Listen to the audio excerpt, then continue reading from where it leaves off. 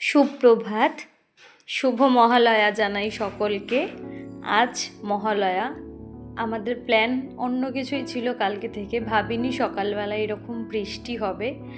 তবে বৃষ্টিটা জানলা দিয়ে দেখতে ভীষণ ভালো লাগছিল, কিন্তু চারিদিকটা বড্ড থমথমে ছিল, রাস্তাঘাটে লোক ছিল না। যদিও এখন সকাল 6টা মতো বাজে, তো উঠে গেছিলাম আমরা মহালয়া শুনবো বলে।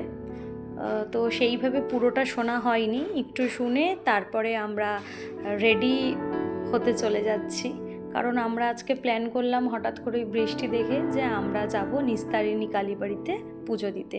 তাই আমি একটা পুজোর জামা বলতে নতুন জামা, আমার এটা এখনও পরা হয়নি, তাই পরে স্নান টান করে রেডি হয়ে নিয়েছি। আর এখনও আমি মোবাইল ধরতে শিখিনি, সেই জন্য ভালো করে ফোন ধরে ভিডিও করতে পারি না।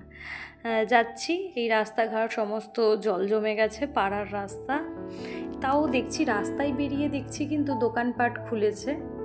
আমরা যখন মেইন রোডে উঠলাম তখনও দেখছি বেশ দোকানপাট অনেক খুলে গেছে, আর রাস্তায় লোকও রয়েছে। তখন বৃষ্টিটা একটু কমে গেছিল, তো আমরা চললাম। আমরা বহুদিন পর, মানে আসলে যেহেতু আমার হাজব্যান্ড এখানে থাকে না, সেই জন্য আমি সবসময় গাড়ি চালাই, ওর চালানোতে আমি বসি না। যাই হোক, আজকেও চালাচ্ছে, আমি পিছনে বসে যাচ্ছি। পৌঁছে গেছি কালী মন্দির।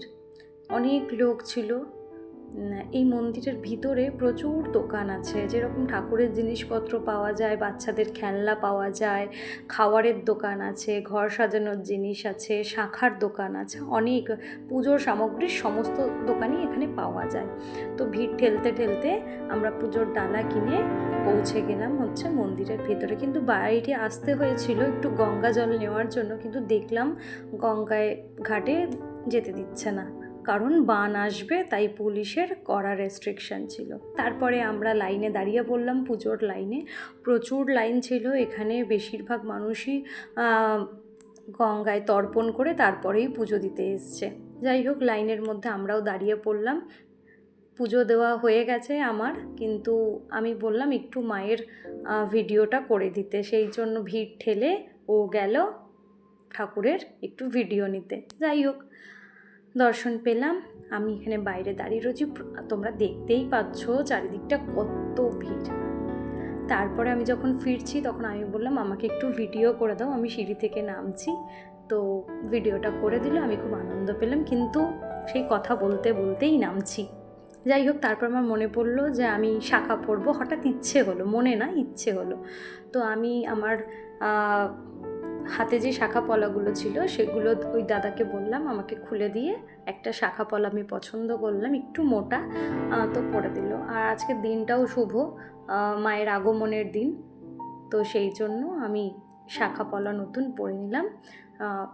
আমার খুব ভালো লেগেছে, আনন্দ হয়েছে। তারপরে আমরা দুজনে মিলে গেলাম একটু গঙ্গার ঘাটে, যেহেতু নামতে দিচ্ছিল না, আমরা সেই জন্য গেলাম একটু গঙ্গার ধারে, পাড়ে দাঁড়িয়ে পুরো শান্ত পরিবেশটা দেখলাম। এখানে প্রচুর লোক পারাপার করছে। এটা হচ্ছে শেওড়াফুলি ঘাট, শেওড়াফুলি ফেরিঘাট, অপোজিটে রয়েছে ব্যারাকপুর।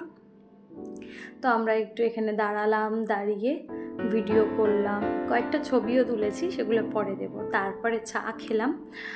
আমি মাটির ভাঁড়ে অত চা খেতে ভালোবাসি না, কিন্তু তাও আজকে খেয়েছি। আর ও চা খেলো, চাটা বলছিল ভীষণ ভালো। তারপরে আবার এই ভিড় রাস্তা দিয়ে আমরা ঠেলতে ঠেলতে বাড়ি চলে যাব। সেই আমরা যখন এলাম, যেমন ভিড় তেমন ভিড় ঠিক ফেরার সময়ও। তো যাই হোক, টাটা, আজকের মতো এই ব্লগ।